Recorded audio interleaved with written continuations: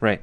So risk to reward, Nina, should always try to be about 60-40, 50-50. Now, what I mean by that is when you look at this here, this trade here, for example, right over here, you can see that the target as well as the stop is almost 50-50, almost. So it's not too bad, and I would say this is fine. I don't have any issues with this, Nina. If the 50-50 mark would actually be here. If you enter at 50-50 or better, or maybe just a little bit above it, so you're risking just a little bit more, that's okay. But if a situation was where the entry was here and this is your target and this is your stop, that's where I would say that's a problem. That's not something with the Sonic system that I want you to take. All right, Nina. So I think 50-50 would be the best situation.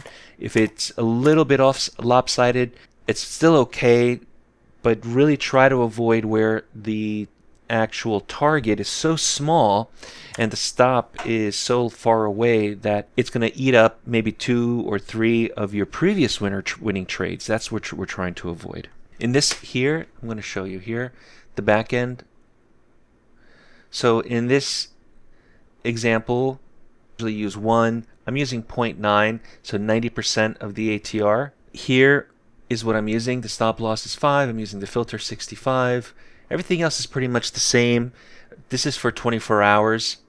I don't think it comes defaulted, the indicator, but if you're looking for 24 hours, this is what you're using. So 1 or 0.9, 90% or 1 times the ATR is a good starting point. That's what I usually have it at. Okay, so if you want a larger profit target, obviously you can change this.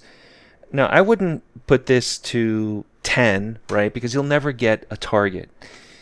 We've had already a number of trades, whether it be 1 minute or 30 second, 20 second, I don't know, maybe 5 or 6 trades.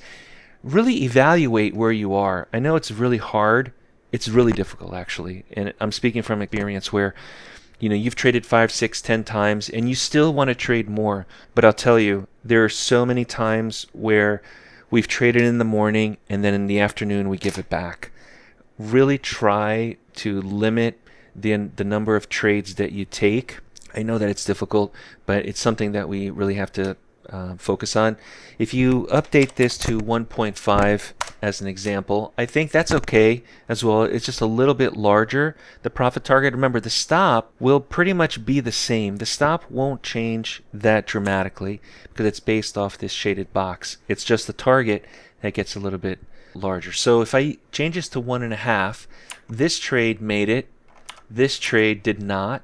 This trade is still kind of thinking what it wants to do. The targets are much larger, but the stops would be the same. It's 5 ticks below the box. Right? I didn't change that. The other thing that I've also noticed over the years is that the trades that are winning, the winning trades, almost always go in your favor immediately. And so think of that as a test.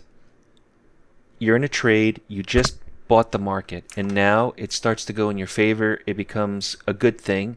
The next trade, or the next candle now, whether it be 20 second or 1 minute, goes against you. The next one is break even. The next one is above. The next one is below.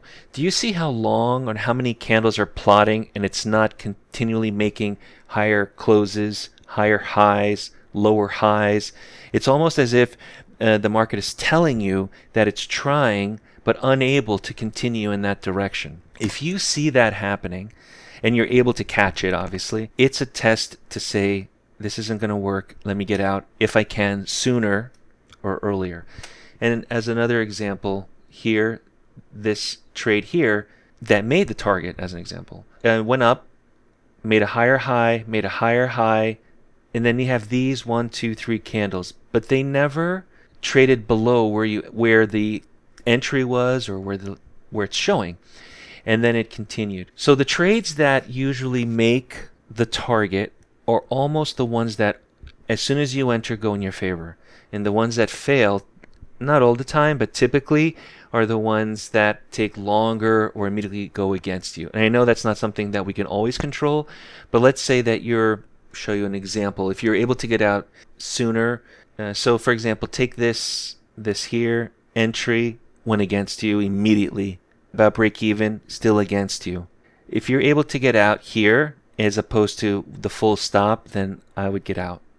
So, and I know, like I said, I know it's hard to do when it's all happening all at once, but this is just something that we should try to focus on a little bit, where the longer it takes, if it doesn't go in your favor, if it's not above where you entered, and continuing to push, in that direction that you want, consider that a trade that's going to be harder or they may fail. If that makes sense to everybody? Okay, David? Okay, let me go back to a 1-minute chart because I know that's what most traders are looking at. Want to learn more? Visit daytradetowin.com and get started with a free member account, which includes access to our trials, including the ABC software. Start learning the right way by using price action and avoid using conventional indicators. We offer unique strategies and proprietary software, including the Sonic system. Join Accelerated Mentorship and get instant access to all our software. Let's get you set up in the next training.